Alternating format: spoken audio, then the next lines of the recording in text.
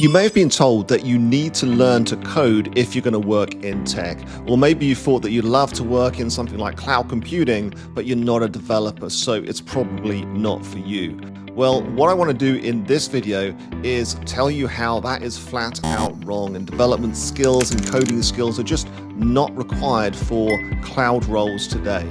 Now, that's not to say that it's not useful to have some skills, and we definitely recommend learning to a small degree. So you might have to have some basic Python knowledge, some scripting capabilities. But being a full-out, full-stack developer is just not necessary. So in this video, I'll show you exactly why that's the case and why many people who work with us in our bootcamp program come from completely no background in tech and no coding skills and land engineer jobs working with the cloud. And make sure you stick around to the end, so I'll give you the recipe that we use for training people from zero right through to becoming cloud engineers and subsequently cloud architects as well. My name is Neil Davis. I founded Digital Cloud Training several years ago. I've worked in this industry for well over 25 years, and I've trained over 1 million students in cloud computing. So let's have a look at what cloud roles actually involve. So what does a cloud engineer do? What are their responsibilities? Well, they're doing things like setting up and managing services. So deploying, for example, Amazon EC2 instances, creating S3 buckets, creating and configuring Amazon Virtual Private Clouds, the networking layer, and RDS databases. They might write infrastructure as code using Terraform or CloudFormation. Often that actually involves reusing a lot of code that we already find. And it's a very simple language that we can actually use there, so it doesn't require advanced programming skills. They'll use the AWS command line interface, so literally just typing words in the English language that represents the actions that you want to perform. Often using Python as well, so like I said, it's not that you completely avoid programming completely. It is useful for many roles in the cloud to have some capability. So a bit of expertise in writing YAML, which is used in Terraform and CloudFormation, a bit of expertise in Python, so writing some scripts, and being able to use the bash shell as well in Linux and create automation scripts. Those are really useful skills. You can learn them fairly quickly. You don't need to become very advanced, but they're very useful skills to have nonetheless. So a cloud engineer will use these different tool sets, and they'll understand how to build and deploy and manage infrastructure in the cloud. They'll do things like troubleshooting as well, so looking at networking issues, understanding what's going wrong with systems, performance monitoring, log analysis, responding to incidents, and applying security settings using tools like IAM roles, policies, and various different types of guardrails. So cloud engineers are building and managing and operating the cloud infrastructure layer. They're not deploying the actual applications a lot of the time, or at least they're not writing the code of the application layer.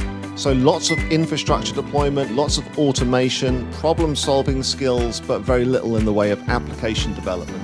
Then we have cloud architects. So the cloud architects are responsible for designing solutions for business problems or business requirements. So a business will say that they want to deploy a system, or they are trying to meet some certain goals for maybe its scalability, agility, the ability to deploy things more easily or become more operationally efficient.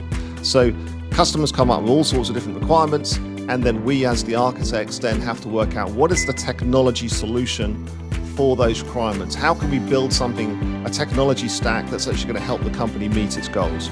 So it's about choosing the appropriate services for reliability, for cost optimization, for performance, for scalability, security.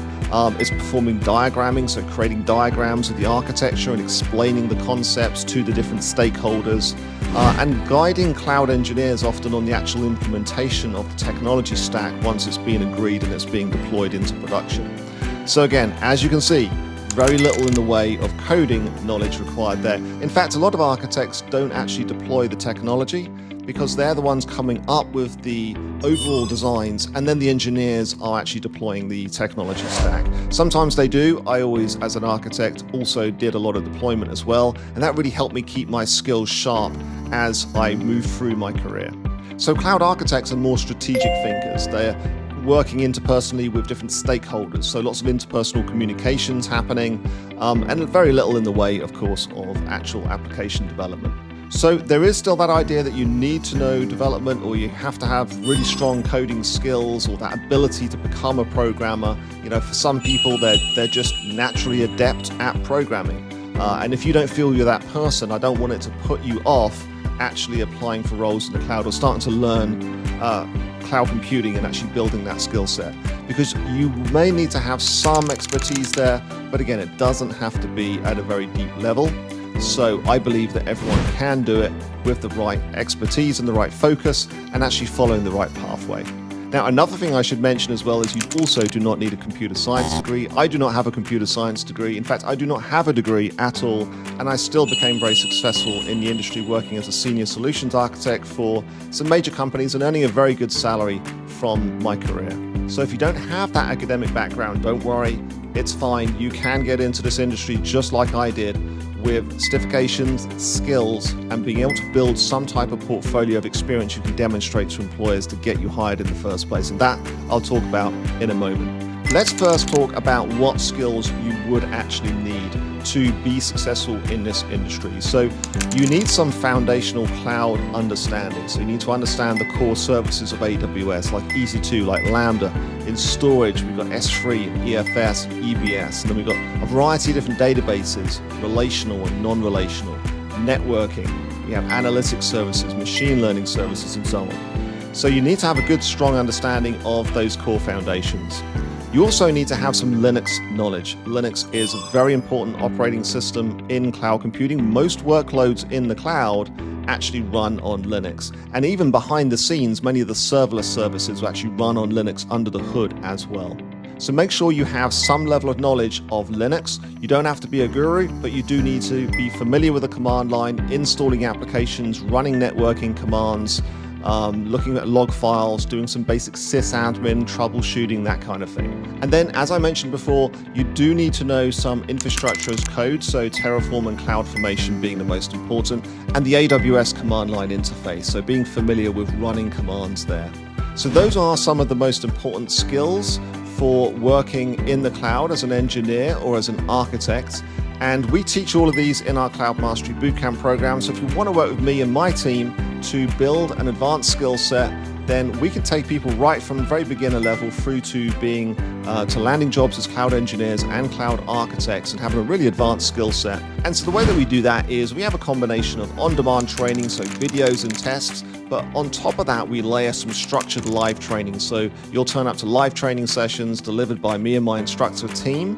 And there we're going to teach you some more advanced concepts that you just wouldn't get in certification training courses normally. And that's some of the real world stuff, what you really need to know to be successful in the industry. We have you working on lots of hands-on projects. Some are very much guided, some are challenges that you have to solve problems, and some are more complex sort of capstone projects that represent real world complex environments. We also put you into teams periodically in what we call our group collaboration workshops, where you'll work with other people to solve problems, create designs, build infrastructure, just like you would if you were working in the real world. And lastly, we have our Tech Career Accelerator program, which is the career prep piece of the bootcamp program.